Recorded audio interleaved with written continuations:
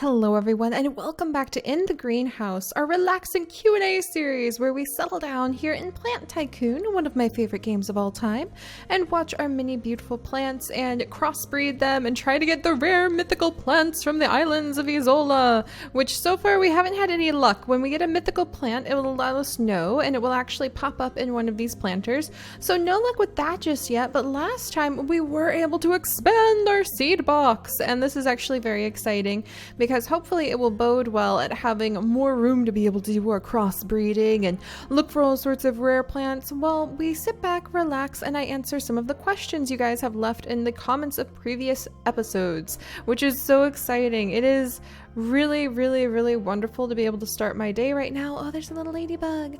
By looking through and seeing all of your guys' comments on the past Q&A videos, it's a very personal thing to do these kinds of Q&A videos where you just sort of put your life and like your deepest thoughts and feelings out to share with everybody.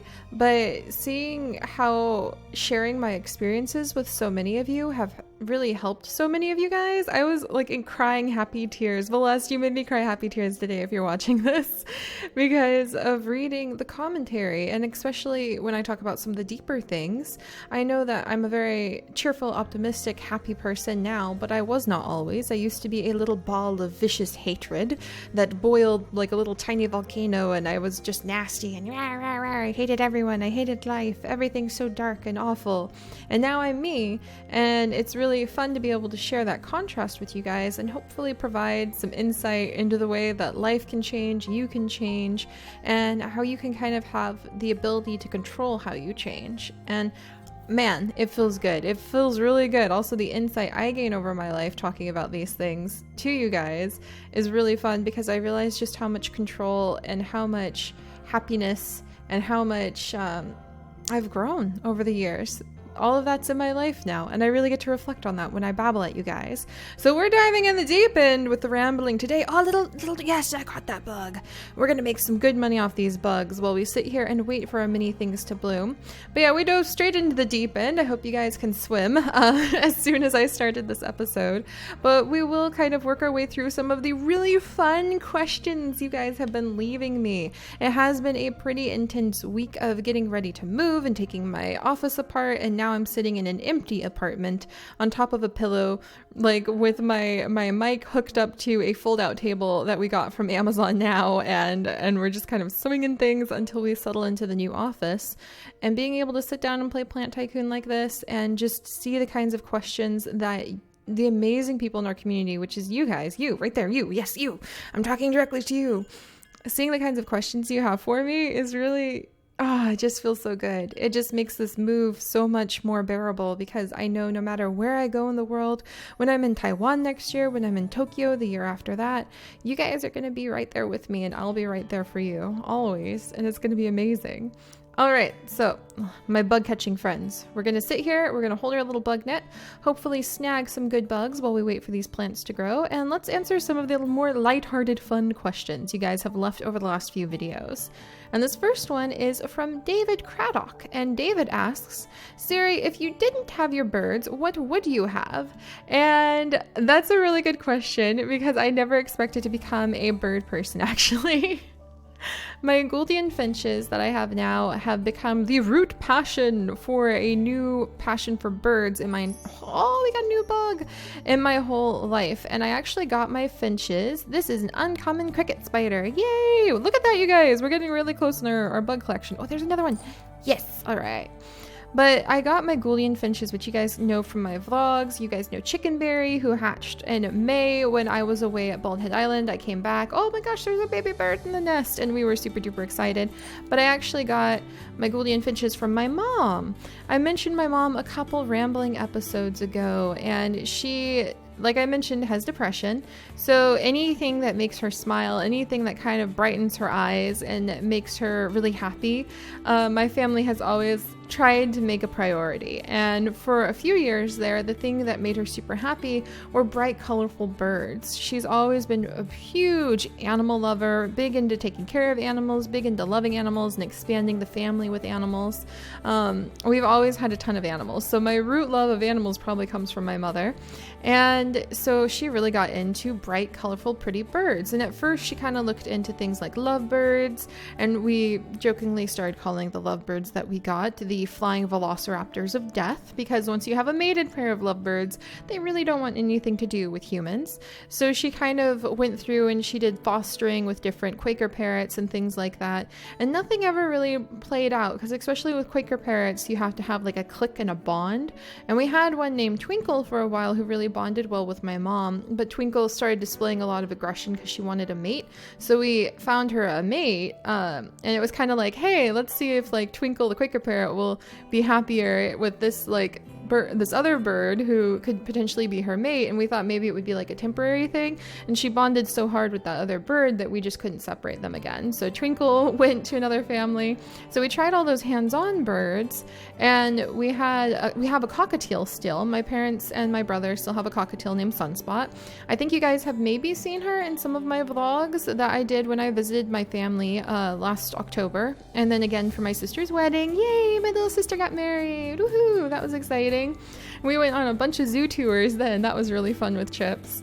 But you guys may have seen Sunspot. She's my brother's cockatiel. They've been together for I think like 12 years now. So they are intensely bonded, and they have many decades to go, which is very exciting. My brother takes very good care of his Sunspot. They are just close as thick as thieves, as they say.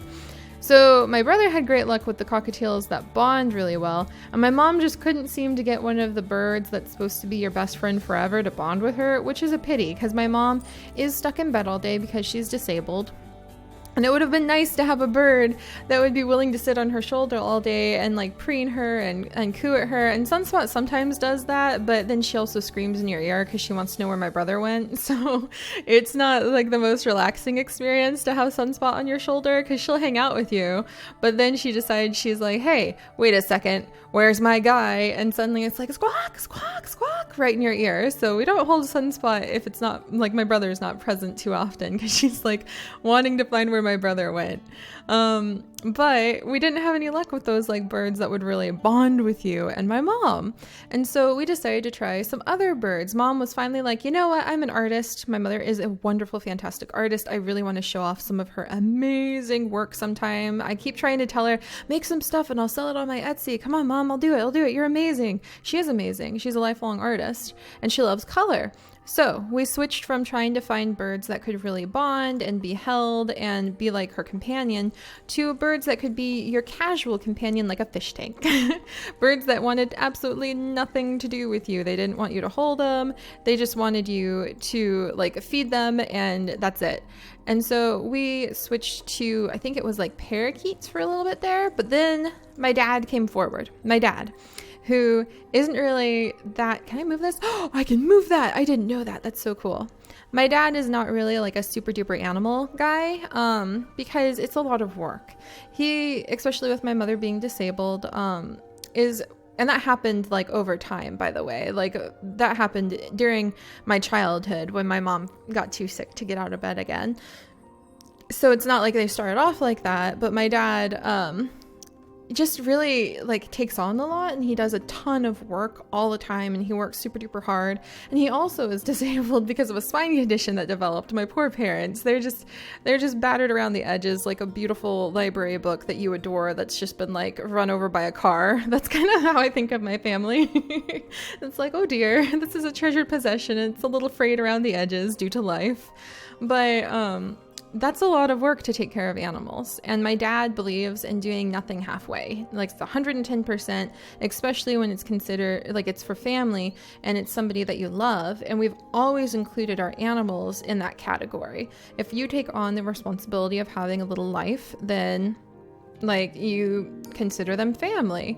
So with my dad, he would feel a little overwhelmed from all of the animals. And it was very frustrating for him sometimes because we had so many, and he was definitely of the category where everything had to be 100% clean, and he wouldn't get like angry about it, just he believed that was what you do. And it is what you do when you have little lives that you're responsible for. So my father really instilled in me a sense of obligation and responsibility and humility with taking care of your family on the deepest levels, even if they're a tiny little gecko or a tiny little bird. And so imagine our surprise when we're sitting here going over what to do for mom. She's really excited about birds right now, and she's really happy about birds. And my dad, who doesn't really want animals, comes forward and goes, "You know what, guys? I love finches." And he told us how he actually loves listening to little finches, and he loves the little movements of small birds, and he loves the small little noises that they made. And so my parents started looking into finches, and that's when my mom discovered the most colorful finch of the world, if you ask me, the Gouldian finch. And they are an Australian species of bird that is currently endangered due to habitat loss and the fact that they're a little bit silly, goofy things. So if they don't have the perfectly shaped tree cavity, then they're not going to make a nest. They're not adapting very well, so they rely on very old growth eucalyptus trees that happen to have tree cavities in it. They don't have beaks strong enough to make tree cavities themselves, so they rely on like just tree cavities that other birds have made, or like a branch fell out of a tree and left a hole and it expanded over time. It's a very ineffective way to be a bird, if you ask me, but that is one of the reasons Gouldian finches are endangered. They just are very specific about their nesting requirements, and a lot of habitat loss. That's the majority of it. Lots of habitat loss, lots of land cleared because of agriculture in Australia, lots of fires, the bushfires that go through, destroy the grasses that they rely on.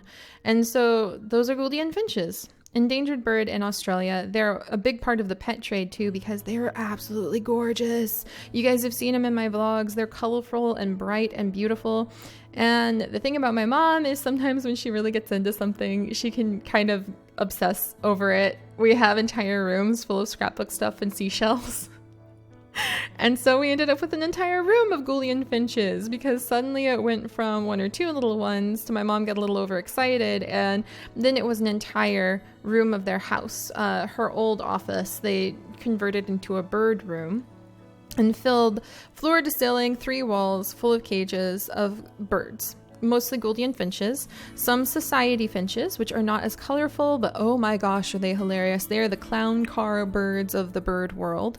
And a few of the, I can't remember what they're, rosy birks, a few rosy birks as well, which were my mom's big passion because they're beautiful pink birds. And my mom and dad got into breeding them because my mom also doesn't do things halfway, but in a different way than my dad doesn't do things halfway. So they got into breeding them because Gouldian finches are just really fun, and they come in a huge variety of colors, and they're very laid-back birds because you don't have to hold them, and they really do not they are not the kinds of birds that will ever really domesticate unless you hand raise them and don't introduce them to a flock.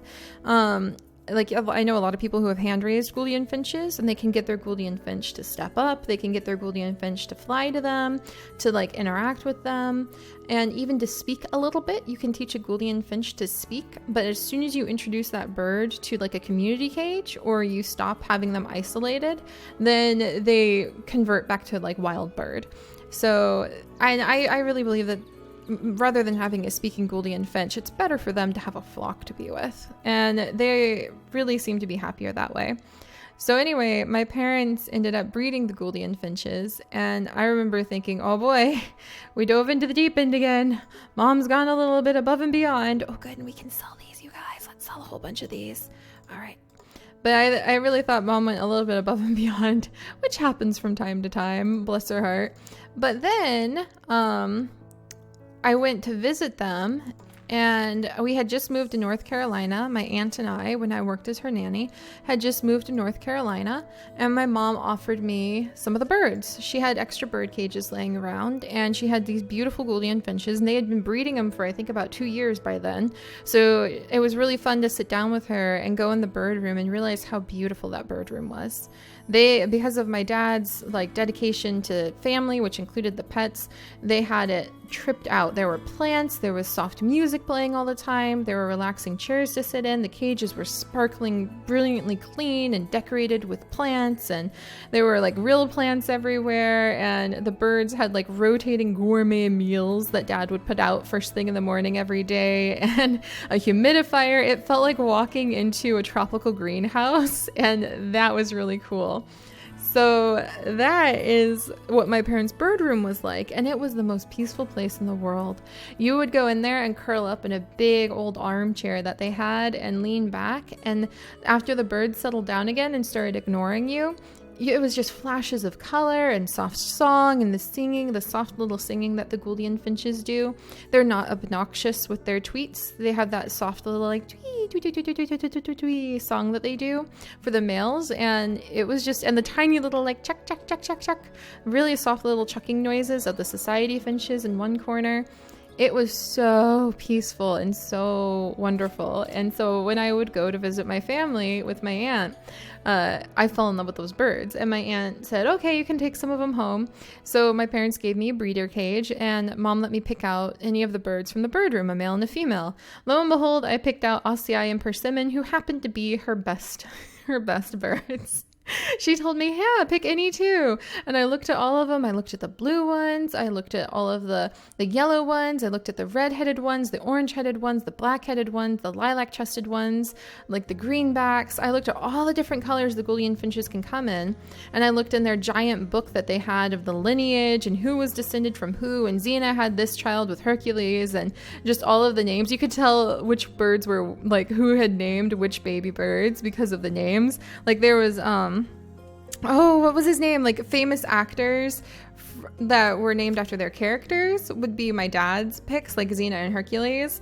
And then Liam Neeson. I think that Liam Neeson, one of those names. He's an actor, and I don't know actors very well. So Liam something. That was the one that my mom named.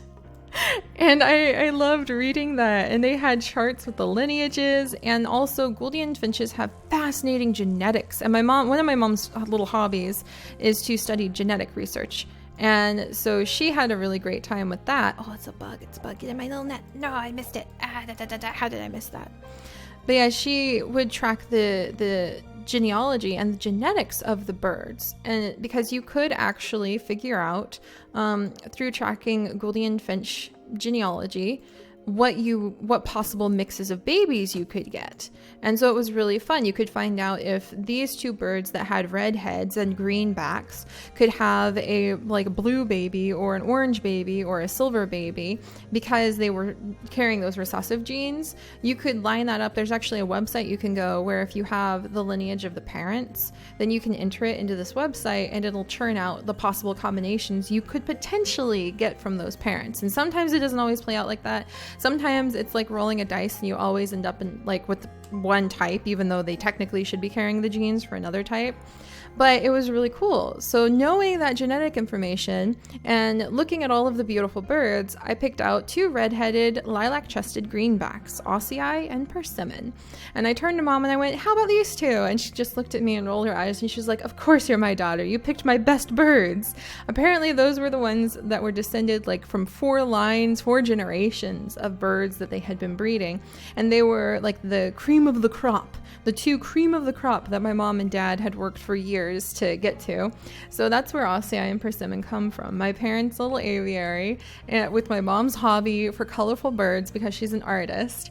And it was really fun. So that's why I have Gouldian finches. It was kind of on a whim. It was kind of because my parents really got into it and I wanted to feel closer to my parents and I wanted to honor the hard work they had done. And I wanted to try to I figured it's a couple little birds. At the time I had a German Shepherd puppy I was fostering, and we had 2 cats, and I had my crested geckos. I had 11 crested geckos at the time because I still had so many left over from when I did the reptile rescue.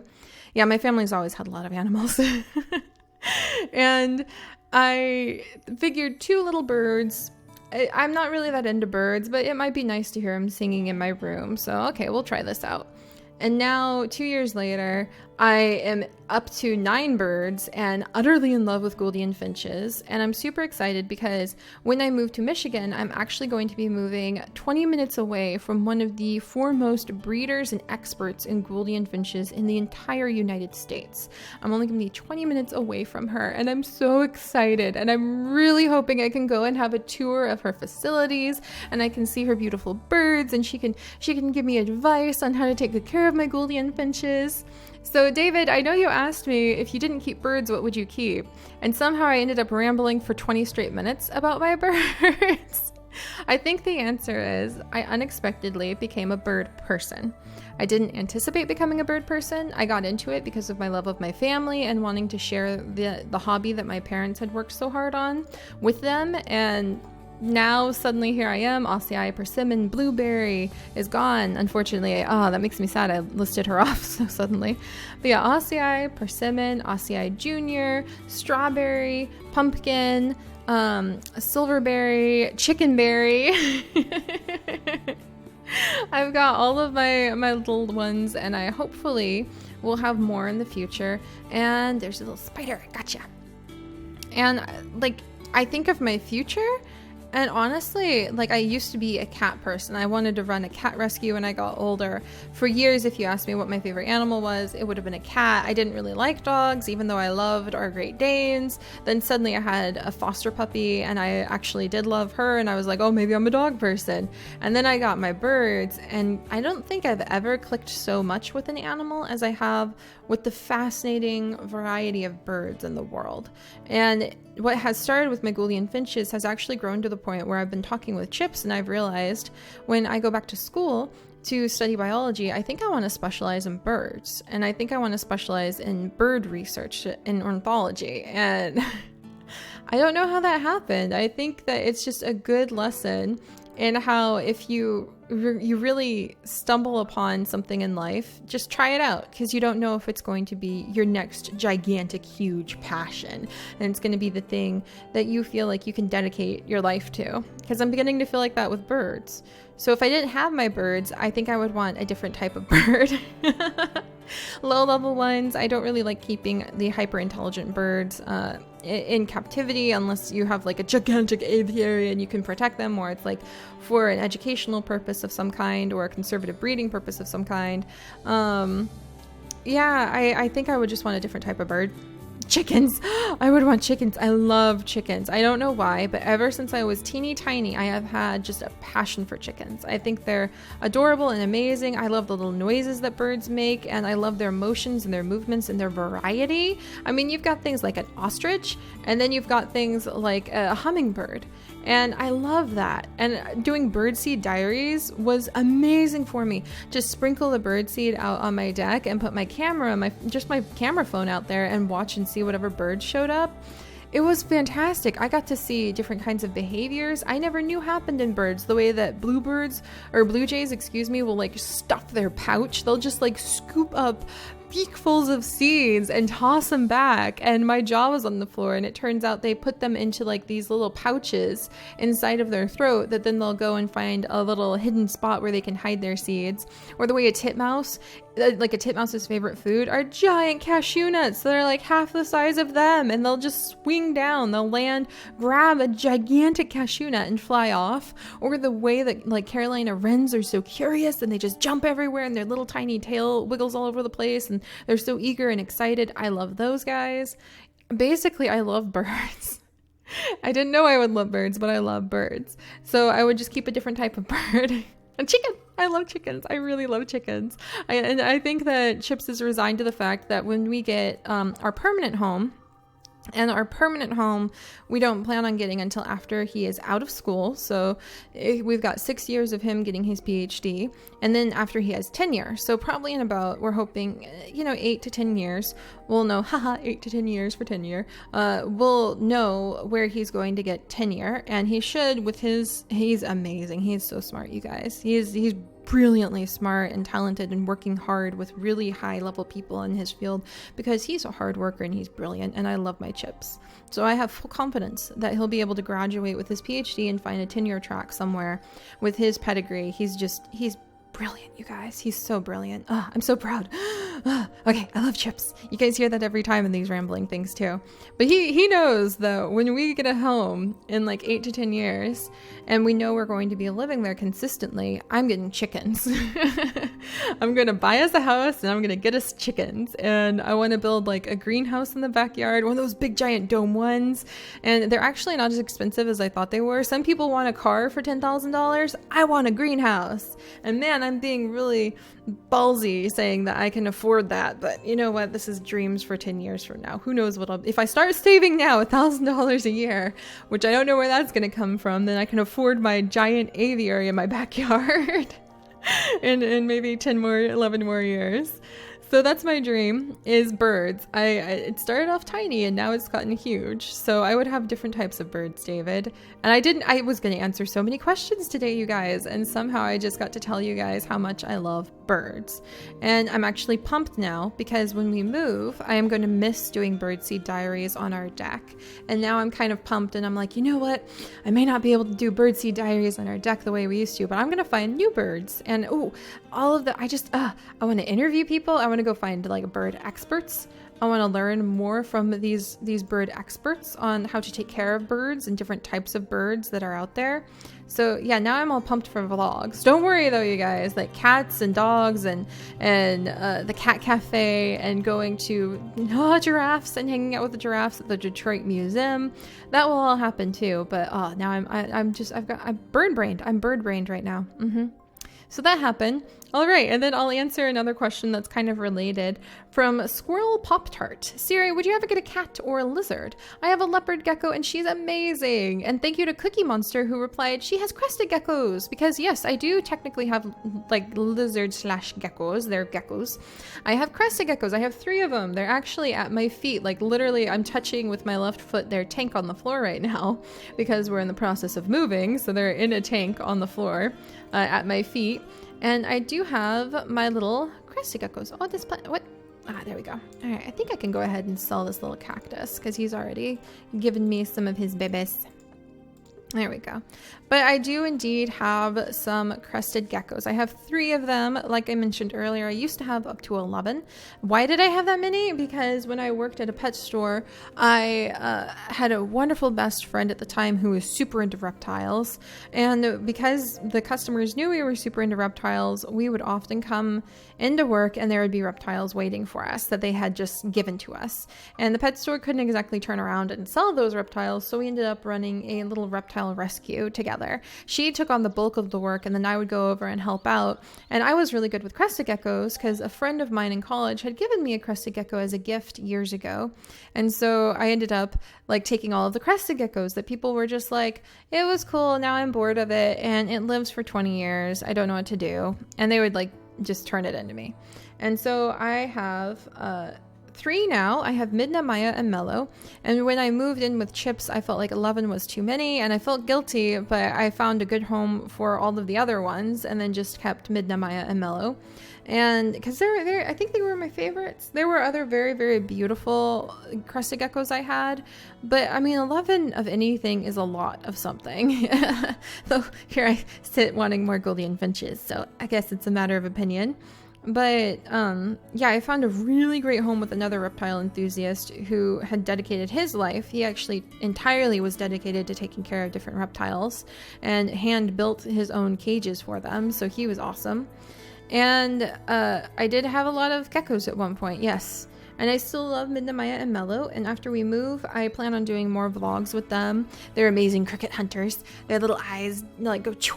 They dilate and get really big and then they stalk their little crickets. You guys haven't seen too much of them because they are nocturnal, and so I don't like to wake them up to put them, like to force them on camera during the day.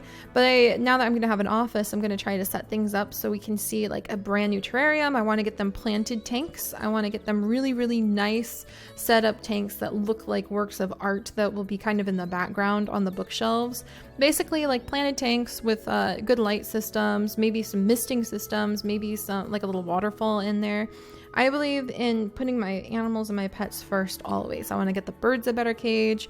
I really want to make sure that because I have consigned these guys to captivity, they have the most absolute wonderful life they possibly can. So yes, I do have lizards. I have had cats. My aunt that I lived with as her nanny had Polka Dot and Pepper, who have been on vlogs before. You can hear Polka Dot yelling at me because she wanted to eat my birds and they were up high on a bookshelf and she couldn't reach them. You can hear that in the very earliest videos, the Sims videos. If you go back to the early Sims 2 videos, you can hear her yowling in the background because she would be sitting on the floor or on my bed, whipping her tail back and forth, and Polka Dot would be like, I can't eat those birds and they're right there. And she had a lot to say about that, and I thought that was hilarious. And then Pepper is the big sweet gray cat who would show up quite often. And then my parents have Thursday, the big giant beautiful tabby, orange tabby, who's like Norwegian or part Maine Coon. He was just a rescue cat, but he's huge, and he definitely has a classic either Norwegian forest cat or Maine Coon mix. Because he's kind of a mix, it's hard to be definite. I'm leaning on him more towards Norwegian forest cat, but he's definitely a small version of that, but he's got the build. And then Chips' family has lots of cats. His dad has a cat, his mom has 2 cats, his sister has 2 cats, his other sister has a cat. So we're definitely cat lovers, and we plan on going to the cat cafe at least once a month once we move to Ann Arbor, if it's a good cat cafe. So we love animals, but I don't see myself getting anything more than birds at this rate. We don't want to get a cat, even though we love cats, because we will be out of the country up to 4 to 5 months out of the year. We will be traveling like through the United States. We'll be traveling internationally, and that's not fair to have something as intelligent as a cat and to just disappear on it for like huge lengths of time, especially if we have to hire a pet sitter and we won't be able to a pet sitter just comes to like check in on the animals. A cat, I feel like they would be too lonely. They'd just be like trapped in a house all by themselves for months. That's horrible. My birds don't care. My birds are bird brained. They could care less. My geckos, I don't think my geckos like realize there's not really anything up there, you guys. There's not really much up there at all for my geckos. So they really wouldn't notice if I'm gone. They really wouldn't. Yes, somebody bought my little cactus. Come on, buy this little guy. Oh, look at all this. Oh my gosh, there's so much stuff. Oh goodness. Oh gosh. All right, well, we'll get all of these up and going. Alrighty then. I'm just gonna kind of like, okay, Rose Lemon Bush. Okay, we're gonna grab you. Mystic Lemon Bush. Oh, come on, little one. Hang in there. Hang in there. All right, so I think that's enough of my silly rambles, and next time I'm going to make it my goal, my big goal, to try to actually answer as many of your guys' questions as I can, instead of just like doing my silly goofy who knows what Seri does thing. But thank you guys for letting me talk about my birds and my love of birds and my passion for birds. It's unexpected. It's not something I really anticipated would show up in my life, but it's definitely there, and I adore birds. So there's Seri the bird brain, and next time I will definitely try to answer some of the questions quicker and with more variety and depth. And I will see you guys next time. Bye-bye.